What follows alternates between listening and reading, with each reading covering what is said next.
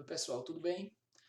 Antônio Luiz Maciel, médico, acupunturista, e estou aqui para falar um pouco sobre técnicas que podem ajudar a acalmar a mente e trazer um pouco mais de tranquilidade nesse momento no qual passamos aqui em Sergipe e no mundo de maneira geral. O desafio tem sido coletivo, pelo que a gente observa nas mídias e nos meios de comunicação.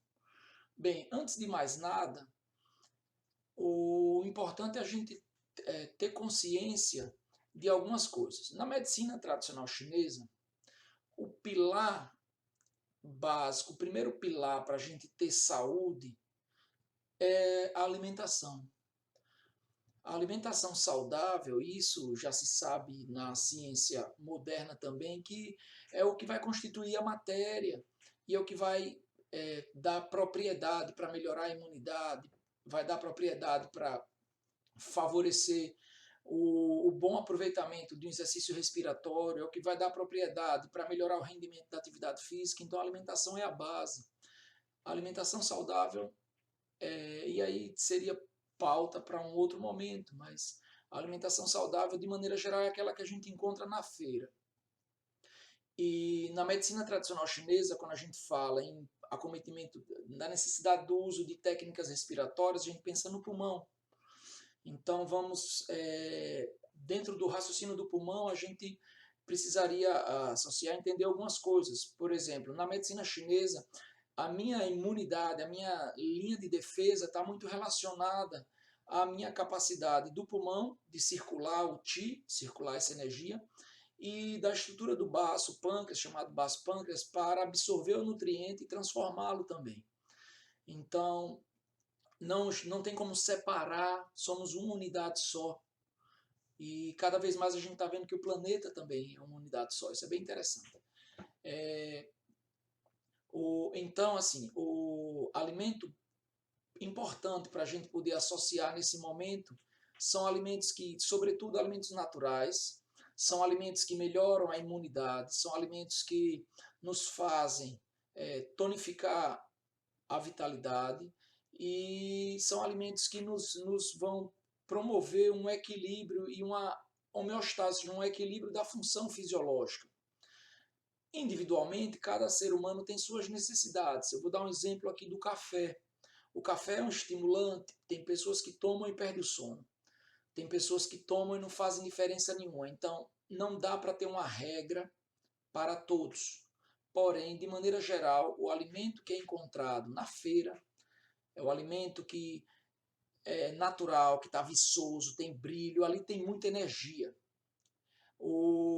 A gente conhece muito, né, se eu falar cada vez mais do alho, do gengibre, da cúrcuma e de vários outros elementos que podem ser associados, do limão, que devem ser associados na alimentação do dia a dia para melhorar a nossa saúde.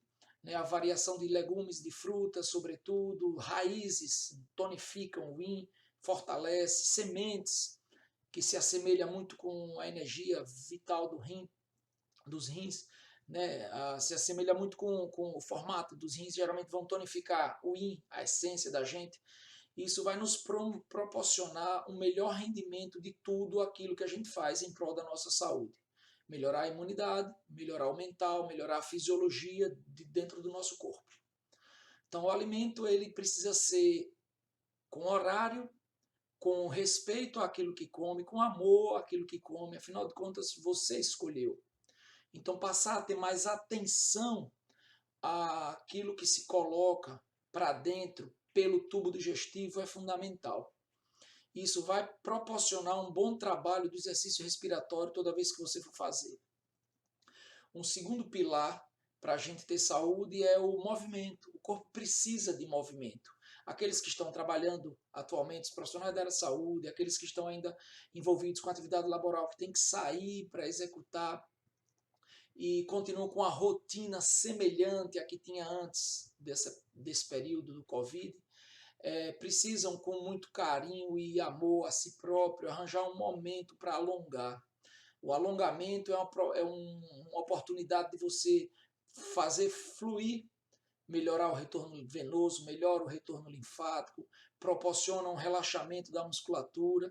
Então, alongar-se é fácil, está acessível a, na rede social de maneira assim. O YouTube tem muita informação, todo mundo fez atividade física na sua infância, na escola, lembra de algumas coisas. Todo mundo que é curioso já deve ter buscado de alguma forma alguma orientação de como fazer alongamento para a cintura escapular, para relaxar um pouco o trapézio, como fazer alongamento para poder melhorar no sono, como fazer atividade física, como melhorar o rendimento da atividade física com alongamentos. Então, o movimento, o fluxo sanguíneo harmônico, o retorno venoso, o trabalho linfático sendo feito de maneira harmônica, vai proporcionar também um equilíbrio. E esse equilíbrio, o mental não foge disso. Além do mais, tem uma outra questão aí, que é o fato de você conseguir realizar aquilo que você se propôs. Quinto pilar, eu chego lá daqui a pouco. Então, o movimento é fundamental para a gente ter saúde. O exercício respiratório que a gente vai propor vai exigir movimento do abdômen e vai proporcionar com isso o movimento do diafragma, vai aumentar o volume corrente, vai permitir que haja um fluxo melhor no mesentério, ou seja, no abdômen, né? E com isso vão ter benefícios tanto sentidos na musculatura, proporcionando relaxamento, quanto no mental. O movimento é fundamental. O segundo pilar para a gente ter saúde, ele precisa ser feito de maneira equilibrada. Se eu como muito para manter a estética e a carcaça por fora, eu vou precisar gastar muito para me manter num corpo equilibrado. Se eu como frugalmente, moderadamente, eu tendo a não ter que fazer atividades físicas extremamente exaustivas, extenuantes. O excesso também vai ser deletério, tanto de alimentos, mesmo saudáveis, o excesso, quanto de atividade física em excesso, para compensar talvez alguma coisa que desequilibrou na questão nutricional. O terceiro pilar é o pilar da respiração, é o movimento, é a segunda maneira que a gente tem de introduzir no nosso físico coisas do externo. A primeira maneira é pelo alimento, pela boca. A segunda maneira que a gente tem é pela respiração, pelo processo de troca, que entra e que sai. Eu vou usar uma linguagem mais conhecida, não é da MTC, é do yoga, que chama o prana, né? A energia que está no universo. A gente inspira e a gente expira. É o oxigênio e os outros elementos do ar que nos compõem por dentro e são fundamentais para a nossa existência. Então, uma respiração equilibrada nos proporciona calma, nos proporciona tranquilidade e nos permite relaxar melhor. Então, o exercício que a gente vai propor tem como objetivo isso. O quarto pilar para a gente chegar manter a saúde e melhorar a nossa saúde tem relação com o sono. O sono é fundamental, um sono revigorante. E sabe-se que o sono ajuda na produção de GH, na questão do crescimento da infância. O sono tem uma série de propriedades que nos permite melhorar no mental. Uma outra coisa é que a ausência de sono ela é extremamente deletéria. A ausência do dormir, né? O despertar constante, ela é extremamente deletéria e nociva à maioria das pessoas. Muito raro pessoas que dormem menos do que 4 horas por dia se sentem bem. Habitualmente, entre 4 e 10 horas é o mais comum da maioria das pessoas. E o excesso de dormir também, pessoas que costumam dormir mais do que 10 horas por dia, precisa ser avaliado se cabe isso. É a faixa etária, é uma patologia que está se passando, está vivendo no momento, ou alguma outra demanda. Precisa ser avaliado por um médico. E o quinto pilar da medicina natural, da medicina chinesa, é o mental. O mental ele é fundamental. Ele, apesar de ser o quinto pilar, não necessariamente seria uma pirâmide, todos eles estão interligados entre si, a gente sabe disso. O mental tem muita relação com todos os outros e diretamente também eu melhorando cada pilar, eu equilibro com o mental, tendo uma resposta mais rápida para tudo que eu faço. O mental tem relação com seus valores, com suas escolhas, tem relação com sua filosofia de vida. Se você tem uma visão mais espiritualista, menos espiritualizada, se você tem isso não faz diferença. Você tem que estar em paz com as suas escolhas. Se você não tem crença nenhuma do aspecto filosófico religioso, tudo bem, é uma escolha sua, mas você tem que estar em paz com as escolhas e com as implicações dessa escolha. E isso é que é importante, é você com você mesmo aceitar aquilo que escolheu e seguir. E diante dos obstáculos que a vida vai trazendo, esse momento que o mundo se encontra com o coronavírus nos faz refletir sobre uma série de coisas do ser e do ter. Né? A filosofia oriental, a filosofia antiga, a medicina antiga, nos remete muito a técnicas para melhorar o ter. O ser é apenas um caminho. E como cada um carrega isso, é fundamental para entender esse momento e reagir a esses estímulos externos. Então, se eu tenho um processo que gera mais medo, mais angústia, mais preocupação, mais raiva, eu preciso entender por qual razão esse sentimento ele acontece comigo. E não acontece com o outro, que é meu parceiro, não acontece com o outro, que é meu colega de trabalho, não acontece com o outro, que são meus pais ou meus filhos. E os outros nos mostram também reações adversas ao estímulo externo. Então, diante disso, é fundamental e imprescindível entender-se e aproveitar esse momento para tal. E para tanto, existem profissionais e técnicas excelentes para serem trabalhadas dentro da psicoterapia, da psiquiatria, do caminho da meditação, que é um caminho de conhecer-se. É desafiador fazer a meditação sem um guia, sem alguém que oriente, porém é possível sim. E a gente vai trazer agora para vocês 2 exercícios que são do yoga, né? São exercícios que vão ajudar a utilizar um pouco mais o diafragma, são exercícios que vão permitir que o abdômen se movimente. De maneira geral, são exercícios feitos quando a gente quer, nesse caso, acalmar o mental e permitir um relaxamento maior, exercícios feitos de boca fechada. Não vou atribuir a ninguém, porque são coisas extremamente antigas e talvez quem trouxe para a gente, quem trouxe para o planeta Terra, não esteja preocupado com a titulação de ser o dono de tal. Porém, o oriental usa muito, as culturas orientais usam muito. O yoga, que a gente tem difundido de maneira mais comum na nossa região, porque não teve muito colonização chinesa nem japonesa, então é mais fácil da gente acessar. E a internet nos proporcionará também grandes buscas, permitindo que você utilize seu tempo ocioso, ou seu tempo de lazer, para coisas que vão permitir que você cresça e aprofunde. Vamos lá ao exercício. O exercício é simples, você pode realizá-lo sentado, ou pode realizá-lo, deixa eu ver se fica legal ficar em pé aqui. Pronto. Você pode realizá-lo sentado, pode realizá-lo em pé, pode realizá-lo na fila do supermercado. Ali, ó. Você vai colocar a atenção no abdômen, abaixo do umbigo. Vai inspirar de boca fechada, contando até 5. Observe que o tórax não mexe. Quem mexe é o abdômen. Observe pela camisa. Vou relaxar. Vou fazer um movimento respiratório com o tórax.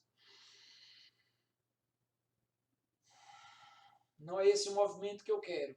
Eu quero realizar um movimento, precisamos realizar um movimento com o abdômen. Então, coloca a mão no umbigo e sente o abdômen distender-se. Inspira contando até 5. Vai segurar o ar no abdômen contando até 5. E vai soltar de boca fechada, relaxando todo o corpo. contando até 5. Esse exercício inicial ele é inspira 5, segura 5, solta 5. Se eu fizer, dura 5, 5 e 5, 15 segundos. Inspira 5, segura 5, solta 5.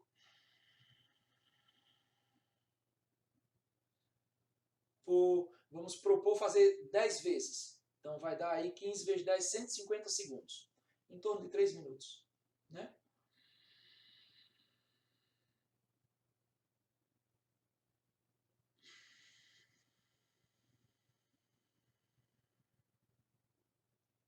Segunda vez.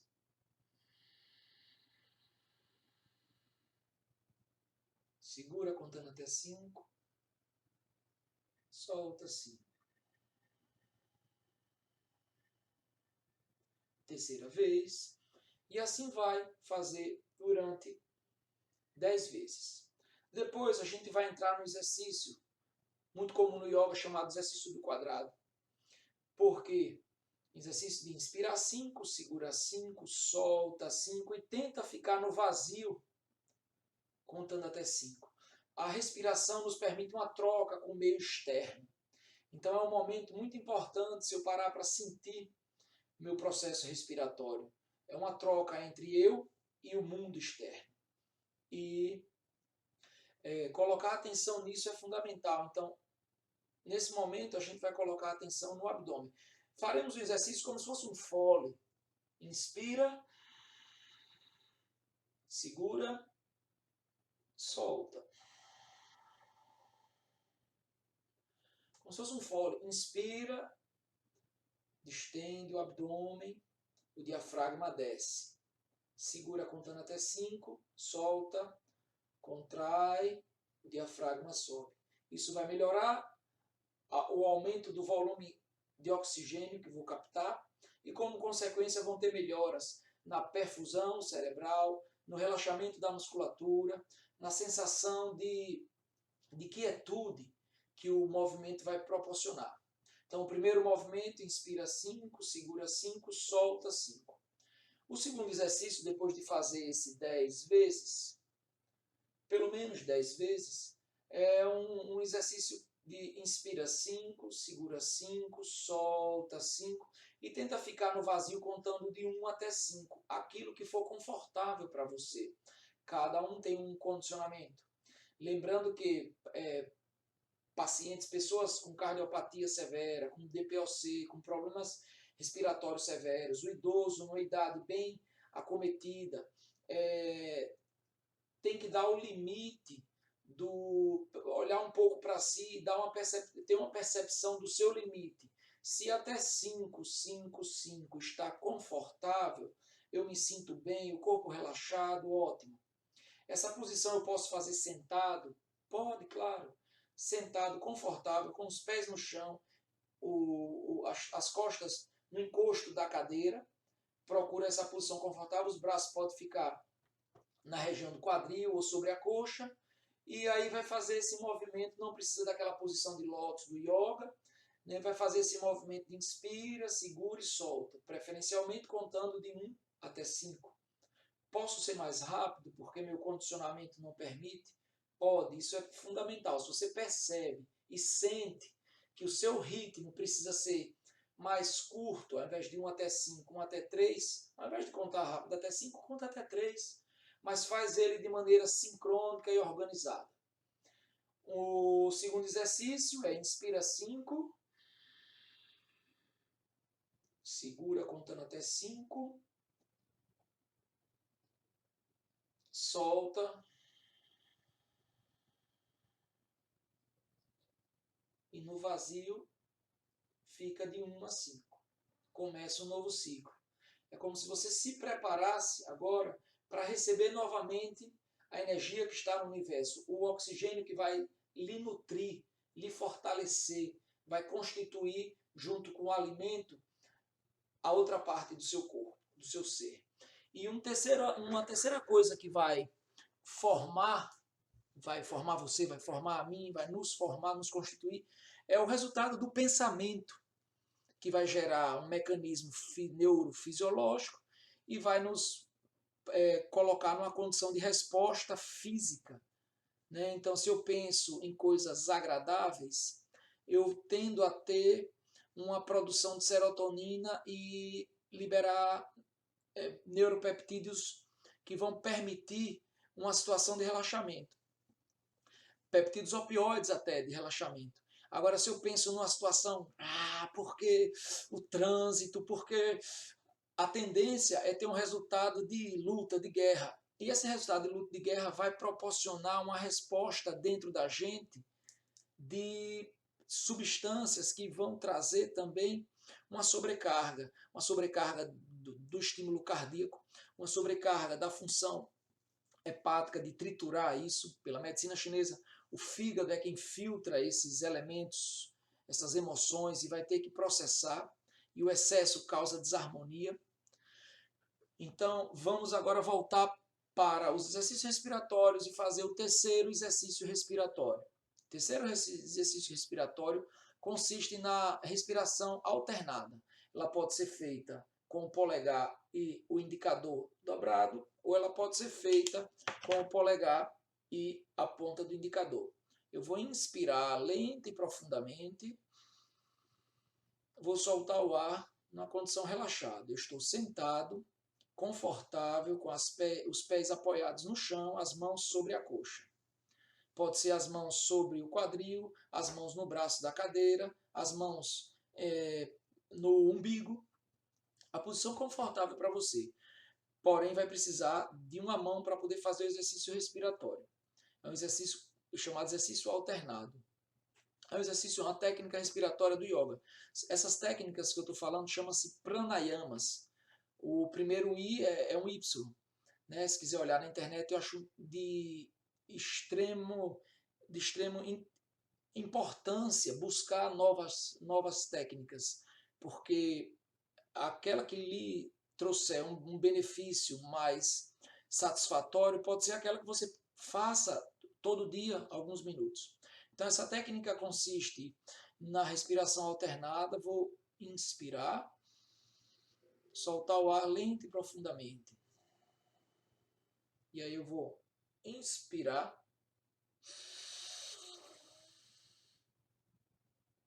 soltar do outro lado. Inspira com o mesmo lado.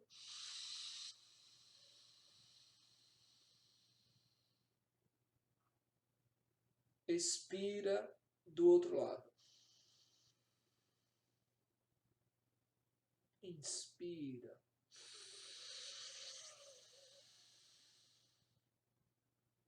Expira do lado oposto.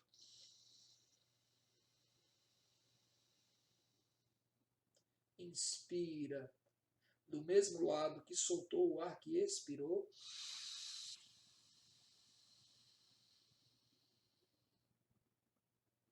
Expira do lado oposto. Posso prender o ar no intervalo? Sim, pode. Não tem problema. Devo fazer por quanto tempo?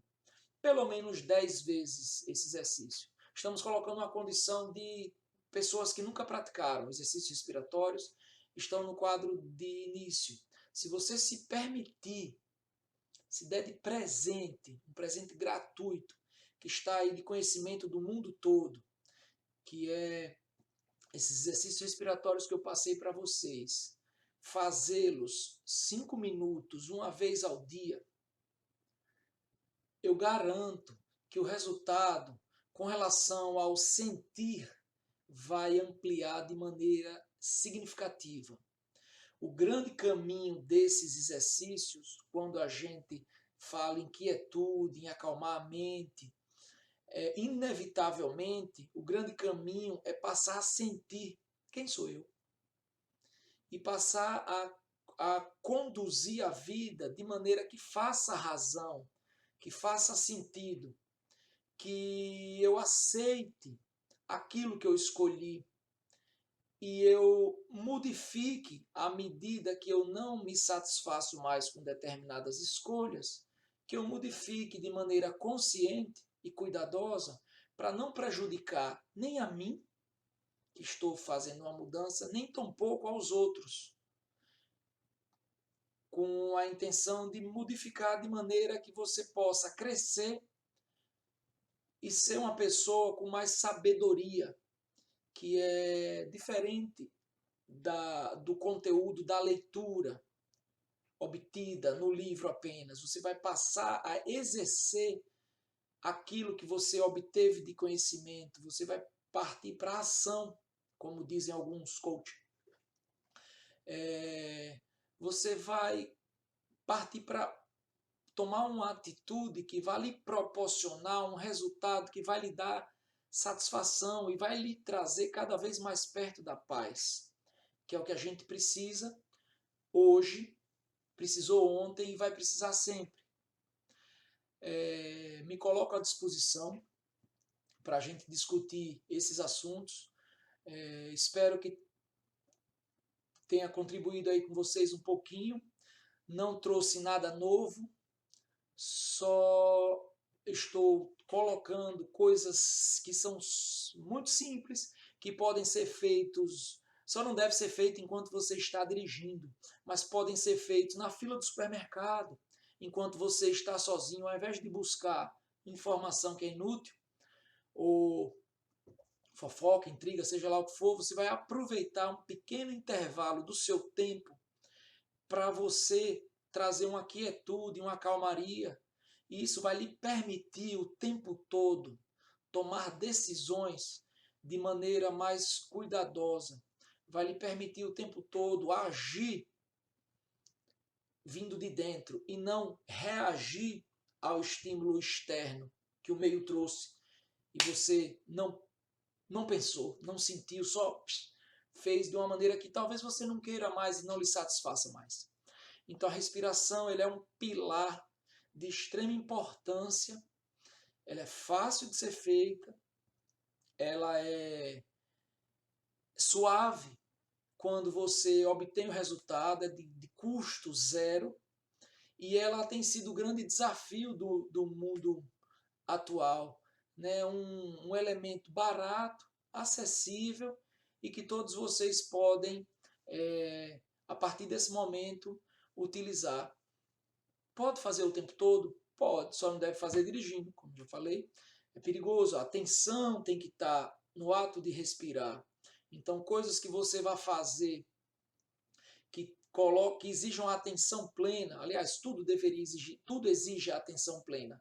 Porém, ficar na fila do supermercado, ficar numa fila de banco, ficar numa sala de espera, ficar aguardando alguém se arrumar para sair, ficar aguardando um filme que não começou, nos permitem fazer o exercício respiratório sem que a consequência de não prestar atenção na TV, ou de não ler o WhatsApp, ou de não fazer outra coisa, não vai nos colocar em perigo. Né? E exige uma atenção plena. Espero ter contribuído um pouco com vocês, estou à disposição. Segue em anexo o meu e-mail para contato, o local do nosso trabalho, e ficamos aguardando para poder responder posteriormente quaisquer dúvidas que surjam. Obrigado. Olá, pessoal. Eu espero que esse vídeo encontre a todos muito bem, apesar desse momento atual que estamos vivendo, né, de uma enorme tensão em relação ao enfrentamento da pandemia de Covid-19. Apesar disso, eu espero que o vídeo encontre a todos vocês muito bem, muito conscientes e muito informados, e abertos a uma reflexão, que é o que eu vou propor aqui, né, que a gente possa ampliar que a gente possa levar um papo e ampliar a partir disso a nossa reflexão acerca desse momento e que isso sirva de ferramenta para todos nós, não só para prevenir agravos em saúde, na área de saúde mental, que é a minha especialidade, mas especialmente que nos ajude a construir um depois melhor, um amanhã melhor em relação a tudo isso, naqueles aspectos que nos competem aqui nessa breve contribuição, tá bom? Eu sou Daniele Castro, sou psicóloga de formação, sou psicóloga clínica, sanitarista e atuo na área de saúde mental especificamente. Também atuo como professora na área de psicologia e de saúde pública, tá bom? O tema que nos foi encomendado, né, é isolamento social e agora, é um tema que eu já quero sinalizar para vocês de antemão, que é um tema que eu trago para reflexão, eu não trago como uma perspectiva, eu não quero que vocês entendam essa conversa que nós vamos ter aqui numa perspectiva prescritiva, né? Então, eu sou uma psicóloga, é evidente que trouxe aqui reflexões para fazermos acerca de todo o impacto que esse momento tem trazido para a vida emocional das pessoas, para a forma de vida das pessoas, para a saúde mental das pessoas, mas eu quero muito demarcar já no começo dessa nossa conversa que eu não trago uma perspectiva prescritiva, eu não vim trazer prescrições sobre como devemos lidar com esse momento ou enfrentá-lo. Eu trago reflexões, eu trago pontos de análise para que a gente possa juntos produzir um entendimento, produzir uma forma de relação com o tema que seja, que tenha sentido e que, acima de tudo, nos municie, né, para enfrentar o que vem depois, tá bom?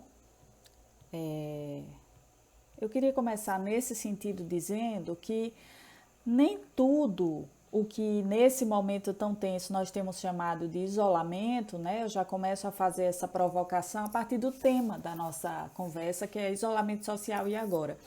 O que eu tenho observado? Que nem tudo o que a gente tem para viver agora é exatamente isolamento social. A gente tem colocado, de certa maneira, todos nós, né? Coletivamente, a gente tem colocado na conta do isolamento outras modalidades de intervenção, né, no social que talvez estejam gerando uma certa confusão, uma certa distorção no entendimento e até uma certa tensão emocional. Então, assim, gostaria de começar com vocês fazendo uma distinção importante a propósito do próprio tema da palestra a respeito do isolamento, porque, assim, existe nesse momento três coisas, três elementos, né, três conceitos que importa distinguir, que é o conceito de isolamento, de distanciamento social e de quarentena. Né? Então, assim, a quarentena, ela se faz necessária quando já houve o contato com alguém que testou positivo para o vírus, né? E a gente aguarda o aparecimento dos sintomas. Nesse caso, se aplica a modalidade de quarentena. Existe também a modalidade do distanciamento social, que é uma contribuição individual e coletiva para a redução dos riscos de contágio, dos riscos de transmissão. Ou seja, a rigor não tem ninguém doente, nem você, nem supostamente o outro, mas se pratica o distanciamento social exatamente para prevenir o contágio. E o isolamento em si, que é uma das palavras que a gente mais tem usado para descrever esse momento, e que essa é a minha provocação, acho que nem tudo é isolamento. O isolamento só se aplica quando já houve a testagem positiva, e aí sim essa pessoa precisa ficar em isolamento. Mas a gente tem, de certa forma, usado a expressão isolamento para nominar muitas outras modalidades de intervenção no social que a gente tem precisado fazer agora, nesse momento. Né? Então, tudo isso para dizer o seguinte: muitas vezes o que a gente está chamando, na maioria das vezes eu entendo que o que a gente está chamando de isolamento é distanciamento social, tá? E esse preciosismo vocabular, eu insisto nele porque ele produz impactos do ponto de vista das relações, do ponto de vista da compreensão, primeiramente, e do modo como a gente está conformando as nossas rotinas, né? Isso tem um impacto nesse arranjo, não só do ponto de vista do significado da palavra, mas, assim, a acepção mesmo que a gente está dando. Percebo que a expressão isolamento tem tomado uma acepção até mesmo negativa, né, no curso dessa pandemia. E vou defender mais na frente, um pouco mais na frente na nossa fala, eu vou defender que isso é desnecessário. Né? É desnecessário que o isolamento tenha assumido essa acepção, essa conotação tão negativa no curso disso tudo que estamos vivendo, tá? Mas isso é mais para frente. O que a gente tem hoje, né? O que a gente tem hoje? Qual é o quadro geral? O quadro geral é como todos nós estamos nesse momento, né? Então eu pensei isso, né? Eu estratifiquei isso em dois grandes blocos. Eu acho que nós estamos em um estado de grande confusão mental e de medo, né? Foi assim que eu desenhei o momento atual em relação ao modo como todos nós estamos, tá? A confusão mental muito marcada pela ausência ou pelo excesso de informações ou o uso, manejo de informações equivocadas, informações sem fundamento, sem embasamento técnico, científico. Enfim, a gente tem visto isso, né? A gente tem presenciado, acompanhado muito isso, de pessoas relatando que o excesso de informação as tem prejudicado, ou a ausência de informação também as tem prejudicado, e o prejuízo enorme, maior de todos, eu não tenho dúvidas, é a circulação das informações erradas, ainda que sejam fake news, ou enfim, mensagens de teor sensacionalista, essa sim tem provocado um estrago imenso do ponto de vista emocional, inclusive nas relações humanas nesse momento. Então, a confusão mental provocada pela ausência ou excesso de informações ou pela circulação de informações equivocadas, né, sem embasamento técnico, e o medo. O medo, ele merece uma atenção especial assim nessa nossa conversa, porque o medo também tem se pronunciado, isso tem aparecido muito nos relatos das pessoas, direto ou indiretamente as pessoas têm relatado o medo. O medo de quê? Né? Eu fiz outra estratificação, o medo de se infectar, o medo de infectar outras pessoas, principalmente as pessoas que amamos, as pessoas com as quais convivemos, né? Então, muito medo de ser infectado ou de infectar alguém. O medo da separação das pessoas de convívio, né? Então, tem pessoas que já estão a priori separadas das pessoas do convívio, precisaram fazer isso logo no começo disso tudo. Tem pessoas que ainda não e temem a necessidade de separação das pessoas do convívio, então é uma questão importante.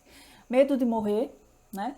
É um medo que tem sido muito relatado e é uma questão humana, né? Essa é uma questão humana super, super densa e super presente nesse momento, ou o medo de perder pessoas, seja o medo da finitude, seja da minha própria finitude ou da finitude daqueles que amo, que são importantes para mim.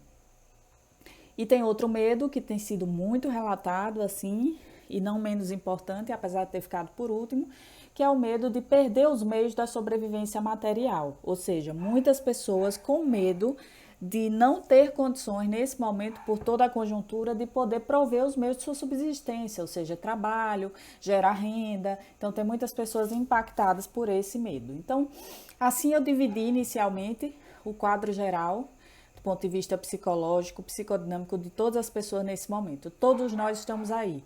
Um pouco mais aqui, um pouco mais ali, mas todos nós estamos aí funcionando nesse binômio entre confusão mental e medo. Esse quadro geral, essa situação em que todos nós estamos e que a gente percebe nas pessoas, a gente percebe na gente mesmo, a gente vê relatos, seja na TV ou, enfim, nas interações restritas que ainda estamos fazendo, eles se transformam em sintoma. Ou, se não se transformam necessariamente, têm ou terão um grande potencial para se transformar em sintomas. Que sintomas? Sintomas de ansiedade. Veja que até um pouco antes nós estávamos falando de um quadro geral. Nada ainda no âmbito da psicopatologia. Agora, eu estou sinalizando para vocês que aquele quadro geral dos estados de ânimo das pessoas, de todos nós, né, que estamos nesse ponto, isso tem potencial para avançar para um quadro, sim, aí sim, psicopatológico, tá?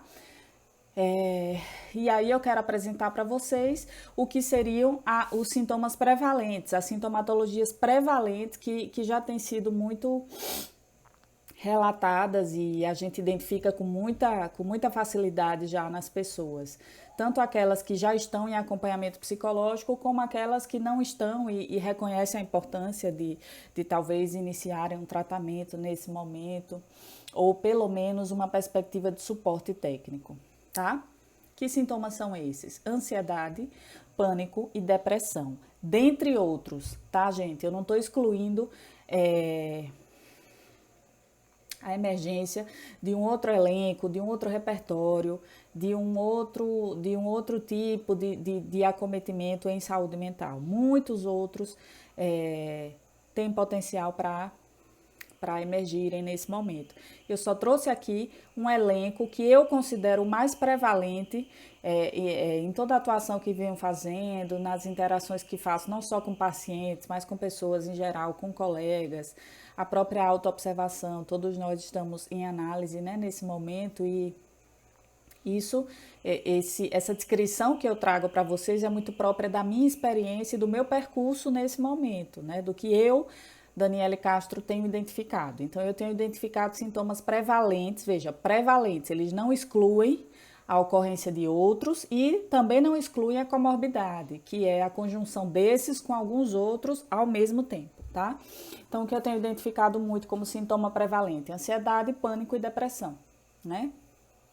A ansiedade é muito relacionada às frustrações pelas mudanças de rotina, né? E especulações sobre o futuro. Ou seja, as pessoas estão muito frustradas, estão se percebendo muito frustradas pelas mudanças de rotina, por não fazerem o que gostariam de fazer, por não poderem planejar as suas rotinas, quem dirá executar. Então, isso tem deixado as pessoas muito ansiosas e essa incerteza, especulações de futuro, o que vai ser o amanhã, então isso tem gerado muita ansiedade, porque o momento é de grande incerteza, a gente não tem muitas respostas, tem muitas perguntas, mas temos poucas respostas, né? O pânico é muito relacionado, na minha percepção, a expressão ou processamento insuficiente das emoções. São aquelas pessoas que não conseguem dar uma expressão suficiente para suas emoções e muito menos o processamento adequado delas, né? O pânico está muito relacionado, ao meu ver, pela minha prática clínica, com o silenciamento, com a negação do que está acontecendo em âmbito psicológico, no seu terreno íntimo, emocionalmente falando, né? Então tem esse contingente de pessoas que ainda promovem muito silenciamento sobre os estados de si. Não é falta de consciência sobre si mesmo, não é isso que eu estou dizendo, mas são pessoas que interceptam, que bloqueiam a expressão das emoções, consciente ou inconscientemente. Em decorrência disso, acabam fazendo um processamento inadequado ou até mesmo não processam essa emoção e a emoção represada, ela vira sintoma de pânico, ou seja, a sensação de perda do controle, né? Na verdade, todas essas tentativas de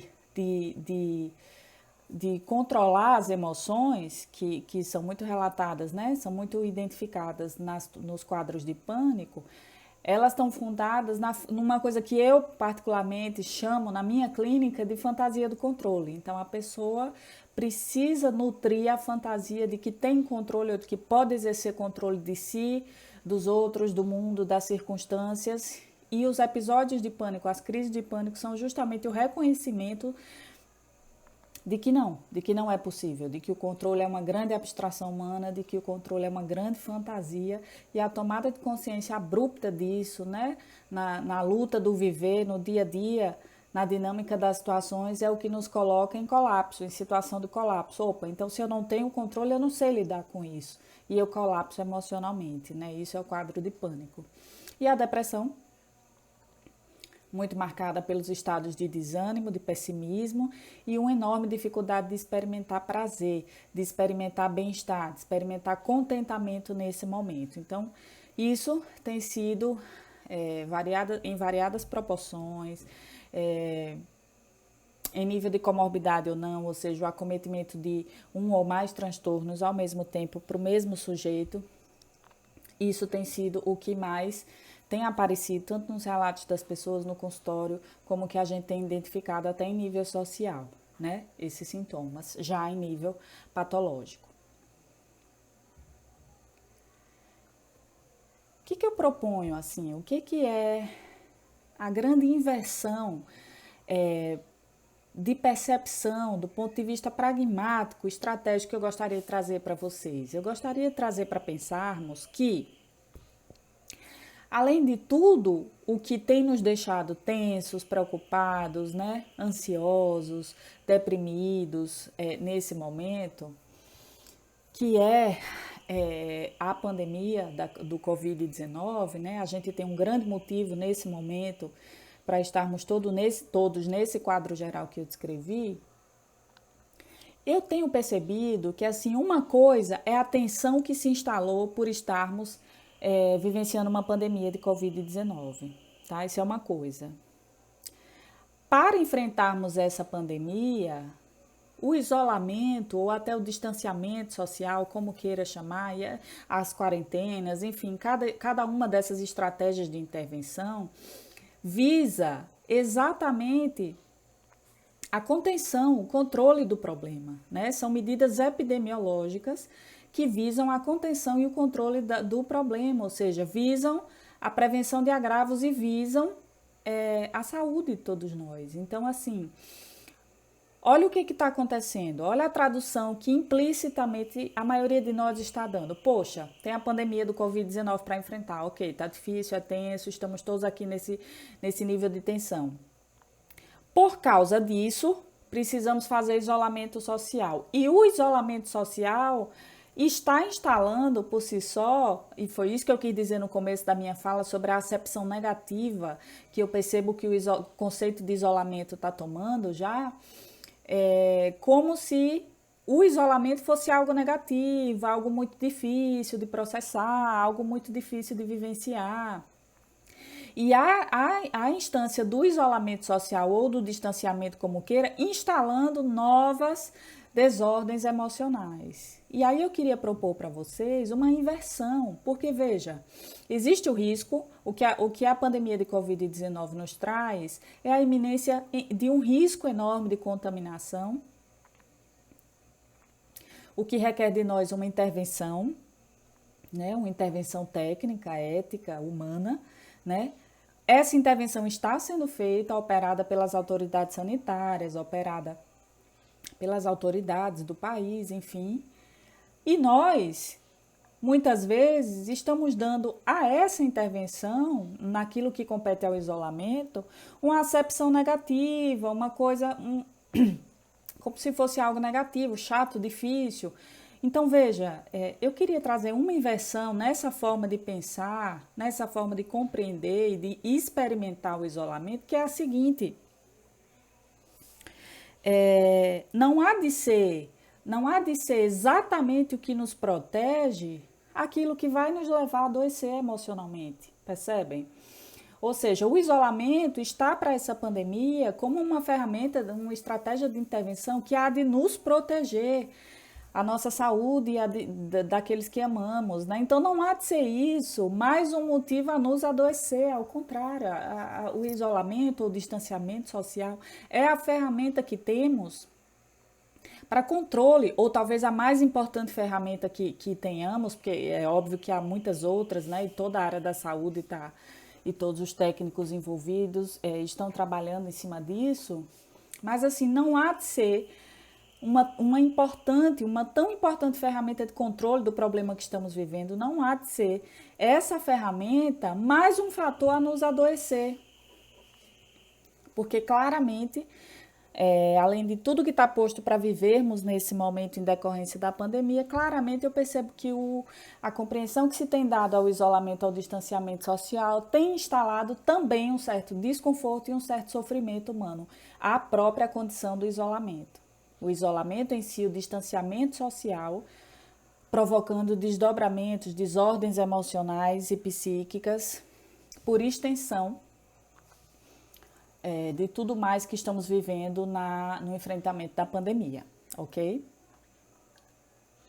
E aí o que eu estou chamando de desordem, de sofrimento, se apresenta em reações comuns, como preocupação, estresse, tristeza, irritação, sensação de impotência, de desamparo, incerteza, né? Um sentimento grande de incerteza sobre o futuro, sobrecarga, exaustão emocional e física. Muitas pessoas têm relatado sobrecarga física, além da emocional nesse momento, e a principal delas, que ao meu ver é o que talvez esteja fundamentando essa acepção negativa que está se dando à questão do isolamento, o fator solidão.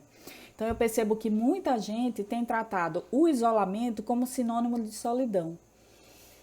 O distanciamento social como produtor de solidão.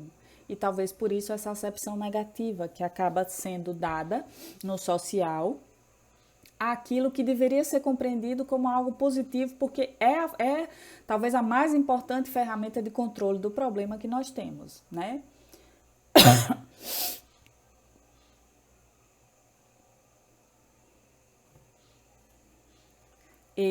Essas reações comuns que eu falei, né, preocupação, estresse, irritação, tristeza, essas reações, elas não necessariamente apontam para o patológico, tá, gente? São reações que a gente considera até normais, esperadas, né, para o momento atual. Se você identifica, percebe que está, né, se comportando dentro dessa linha que nós descrevemos aí, está tudo dentro do esperado, do ponto de vista psicodinâmico. Isso não configura a rigor uma patologia na área de saúde mental, mas requer, obviamente, atenção, tá? Então, diante disso, como eu disse, eu não vim fazer prescrições, né, nessa conversa nossa, não é essa a minha intenção aqui, fazer prescrições sobre o que fazer com essa problemática e como... Não é essa a minha intenção. A minha intenção é que a gente reflita aqui, trazer pontos de análise, de reflexão para vocês, para que a partir disso cada um possa construir singularmente uma forma razoável de lidar com isso, uma forma própria, autêntica de lidar com isso, né? Porque sabemos que não está fácil para ninguém, todos nós estamos enfrentando dificuldades de variadas ordens nesse momento.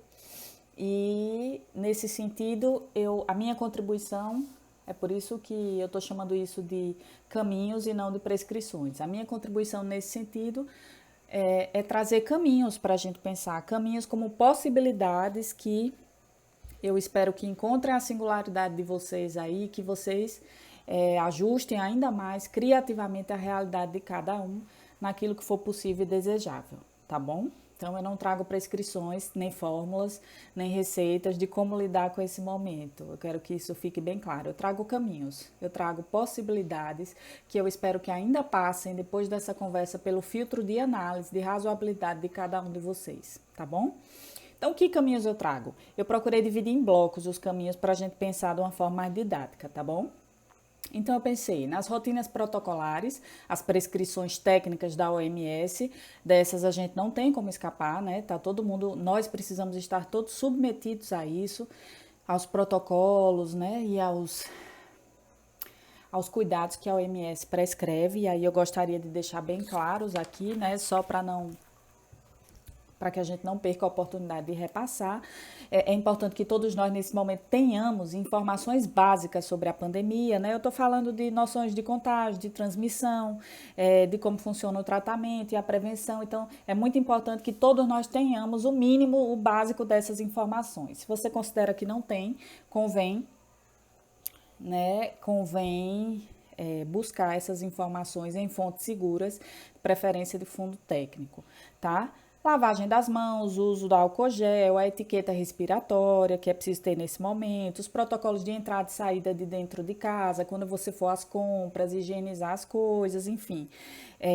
Verificar se você tem alimentos, se você tem medicação suficiente, né, para o momento, e os EPIs, os equipamentos de proteção individual, para usar na sua rotina, na vida cotidiana, né, o álcool gel, a máscara, enfim, luvas, se for o caso, o que você considera que tem a ver com a sua rotina. E o uso ou acesso aos serviços de saúde, caso seja necessário. Então, é importante que você acesse essas informações, ainda que num nível, né, básico. Saúde física. O que eu estou chamando de saúde física? Cuidar muito bem da alimentação, do sono e da atividade física. Realizar alguma atividade física nesse período, ainda que seja de baixa intensidade, mas não ficar sedentário nesse momento.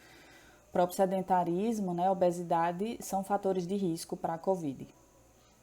Se você está em tratamento, algum tratamento de saúde no momento, manter-se em tratamento, né, durante esse período de distanciamento social e controlar, na medida do possível, o uso de substâncias psicoativas, caso você seja usuário, né, isso é muito importante.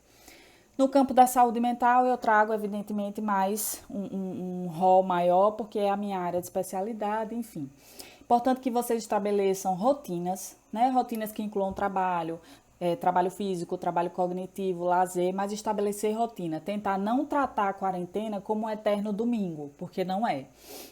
E se assim você faz, você certamente terá muitas dificuldades quando voltar, quando encerrar o período da quarentena, do distanciamento social, do isolamento. E mesmo em quarentena, você terá muitas dificuldades de saúde física mesmo e emocional, de gerenciamento da vida, se você encara a quarentena como um eterno domingo, tá? Tentar delegar ou dividir tarefas domésticas, né? A gente tem ouvido muitos relatos de pessoas sobrecarregadas em relação às tarefas domésticas. Procurar fazer exercícios cognitivos, como jogo da velha, quebra-cabeça, caça-palavras, palavras cruzadas, é muito importante isso. Exercícios de relaxamento, como exercícios respiratórios, ou a prática de meditação, yoga, tem várias práticas integrativas e complementares em saúde nesse momento que podem ajudar. E cuidar do entretenimento em casa, né? Dentro do possível e dentro do seu gosto, né, da sua identidade. O mais importante em termos de saúde mental é fazer um bom gerenciamento do tempo e da informação. O que é o gerenciamento do tempo? Eu recordo muito bem, muito claramente, que antes de vivermos a pandemia do Covid, nós vivíamos a crise do tempo. Todo mundo que a gente encontrava relatava a falta de tempo. Não tenho tempo para isso, não tenho tempo para aquilo, queria fazer isso, não consigo porque não tenho tempo. Então, assim, o que eu estou chamando de gerenciamento do tempo nesse momento passa necessariamente por você revisitar a relação que você teve com o tempo lá atrás, até bem pouco tempo atrás, e tentar contemplar agora todas aquelas atividades que você deixava no segundo plano por não haver tempo, né? Então, seria uma boa oportunidade. Eu estou falando, é isso que eu quero dizer com gerenciamento de tempo. E gerenciamento da informação, é filtrar o volume de informações que são acessadas nesse momento. Se você está acessando fontes seguras, evitar mensagens de teor sensacionalista, porque isso tem potencial para causar desestabilização emocional, ainda que o conteúdo seja verídico, né? E fazer um controle seguro do uso da tecnologia nesse momento. É evidente que a tecnologia tem sido a grande ferramenta social para a gente sobreviver nesse momento, mas todo excesso é perigoso e o uso excessivo das tecnologias também nos coloca em risco de adoecimento no campo da saúde mental. Gostaria de propor que, assim, nesse momento, você aceitasse as suas emoções do jeito que elas vêm, do jeito que elas estão, expresse as suas emoções, se for possível, e as aceite, sem emitir julgamento, aceite o momento de vulnerabilidade em que todos estamos vivenciando, sem julgamento e sem culpa, tá? E procure dar uma concessão, se reservar um pouquinho sempre que possível e dar a si mesmo a concessão para sentir o que está sentindo, do jeito que está sentindo. Perceber e receber na sua existência o aqui e agora como ele está conformado. Sem juízo de valor, sem ficar se culpando, enfim. Em relação à vida profissional, né? A vida de trabalho, eu trago a perspectiva de vocês evitarem o excesso de autocobrança, não se cobrem tanto, é um dia de cada vez, um problema de cada vez, né? Para quem faz home office, quem está fazendo home office agora, lembrar que o home office ele só funciona se você tiver uma rotina de trabalho e de pausa, senão você literalmente pode perder a mão nisso, né? Ou trabalhar menos do que é necessário, ou trabalhar mais e aí pecar pela falta de descanso. Então, o home office ele requer uma modulação que nem todo mundo está habituado a fazer. E para as pessoas que estão em dificuldade, né, de vinculação ao trabalho, enfim, explorar toda a gama de acordos, né, trabalhistas que são possíveis nesse momento para tentar minimizar, se não sanar totalmente as preocupações que as pessoas estão justamente tendo, né, justificadamente tendo nesse momento com seus trabalhos. Em relação à vida social, o que eu proponho é que distanciamento social não precisa ser sinônimo de solidão, né? Eu insisto nesse ponto. Distanciamento social não é sinônimo de solidão. O que precisa é o nosso exercício de começar a explorar as conexões possíveis, né? Existem conexões disponíveis, conexões humanas, relações humanas disponíveis nesse momento. Mas nós precisaremos usar a criatividade para explorar essas possibilidades de conexão. Nas possibilidades nossas próprias e nas do outro, né? Esse é um grande momento, é uma grande oportunidade para fazermos isso. Mas, acima de tudo, né, não tratar isolamento como sinônimo de solidão, e ainda que você pare, reflita, entenda que sim, é de solidão que estamos falando, lembrar que talvez isso seja uma oportunidade grande de você aproveitar o seu estado de presença. Aproveitar o seu estado de presença integral em si, esse momento em que não tem ninguém, só tem você, para ser você, estar como você está e extrair desse aqui e agora tudo que é possível para o seu crescimento, para uma ampliação de consciência que certamente vai lhe favorecer, não só no enfrentamento do Covid, mas na sua vida como um modo geral, tá? Gente, uma observação muito importante, tá? Que eu não posso deixar de trazer é que, assim, se nesse momento você já está em terapia, é interessantíssimo manter, não interromper os processos terapêuticos nesse momento, né?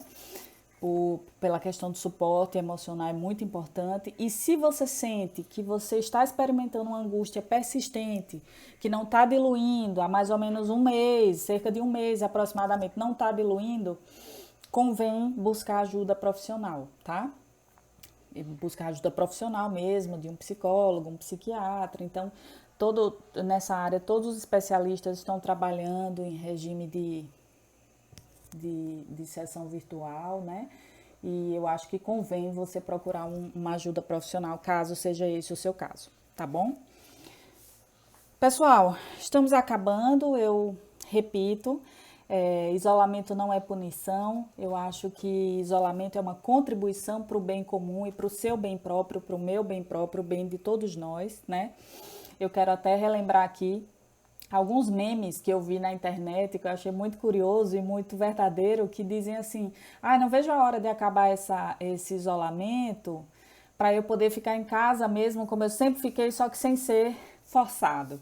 Então, assim, claro que é tudo muito divertido, a gente dá muita risada, mas tem um fundo filosófico nessa observação que eu acho que a gente podia aproveitar para considerar na análise, que é o seguinte: talvez o teor coercitivo que está implícito nesse isolamento, nesse distanciamento social, nós temos que estar distanciados ou isolados, talvez isso nos incomode do ponto de vista psicológico, emocional, né? Porque, no fundo, o isolamento social já é a realidade de muita gente, só que o teor coercitivo que o momento agrega, talvez isso incomode a emoção humana, né? E aí é que eu proponho aquele ajuste criativo que falei mais cedo, de recobrar na nossa compreensão que o isolamento, o distanciamento social está para nos proteger, e não há de ser o que está para nos proteger que irá nos adoecer, né? Então, eu repito, isso é um ponto muito importante dessa conversa nossa, por isso que eu insisto nesse ponto, e sugerir, né, para aqueles que desejarem, aproveitar o momento para que possam fazer uma reflexão, uma ampliação da reflexão em termos filosóficos, para poder incorporar conceitos filosóficos da existência, como a angústia, a incerteza, a indeterminação, a liberdade, a responsabilidade. Tudo isso está sendo requerido de nós nesse momento, né? Não é uma vivência fácil a vivência desses conceitos, nós sabemos disso, mas são conceitos filosóficos que ilustram a existência humana, né? Se vocês pensarem bem, eu não estou aqui falando de nada que não constitui a própria existência humana. Então, não deixa de ser uma ótima oportunidade para que a gente integre essas vivências que são próprias da condição humana, próprias da existência humana, né? A gente vive numa sociedade que refuta isso, então, assim, não, se você está sentindo angústia, vai lá e compra um sapato, vai lá e toma um sorvete, né? A gente vive uma sociedade de extrema negação dos sentimentos humanos, como são. E talvez o momento seja uma grande oportunidade da gente parar de fazer negação, né?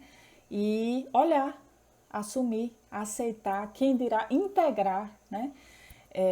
Esses sentimentos humanos, naturalizá-los na existência para poder aprender com eles. Isso seria excelente. Eu garanto que a quem se permitir o exercício vai experimentar resultados muito interessantes de crescimento pessoal e de, enfim,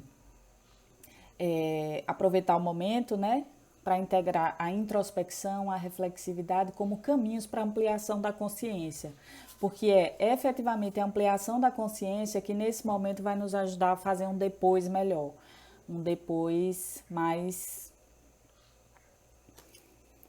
responsável em termos de saúde pública, de saúde coletiva, em termos de relações humanas, né? E eu acho que a gente tem tudo isso para viver ainda depois que essa pandemia passar, uma realidade nova para todos nós. E eu fico pensando o que eu gostaria de terminar com essa reflexão.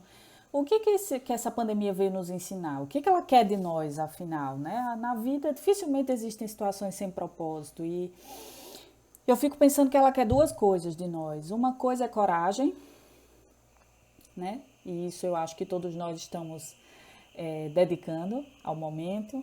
E a segunda coisa que a pandemia quer de nós, eu entendo que é a criação de tecnologia social para o enfrentamento disso. E eu reputo essa tecnologia tão importante quanto a tecnologia que hoje tem sido criada em laboratório para lidar com a Covid. Ou seja, tão importante como as descobertas e os avanços laboratoriais para o enfrentamento da Covid, tão importante quanto isso é a criação de tecnologia social para enfrentar isso. E é mais ou menos disso que tratamos aqui nessa conversa de hoje. E é mais ou menos isso que temos pela frente para enfrentar. Todos nós, conjuntamente, né, juntando mentes, juntando saberes, juntando campos de saberes. Eu acho que é essa a tarefa que temos pela frente, a criação de tecnologia social para lidar com esta situação e com outras análogas. Tá bom, gente? Bom, eu quero agradecer muito a paciência de vocês, a oportunidade de ter falado um pouquinho sobre o meu campo de saber, que é a psicologia clínica, né? Nesse momento, espero que essa conversa possa ter sido útil. Quero agradecer muito a FUNESA, a Fundação Estadual de Saúde, que me fez o convite e desejar que todos possam refletir, não integrar sem filtro os caminhos que foram apresentados aqui. Repito, não foram prescrições, foram caminhos, mas que cada um possa refletir sobre eles, filtrar e integrar singularmente, se fizer sentido para suas existências, tá bom? Um abraço a todos e muito obrigada pela oportunidade. Fiquem todos bem, se cuidem e fiquem em casa, tá bom? Tchau, gente. Um abraço.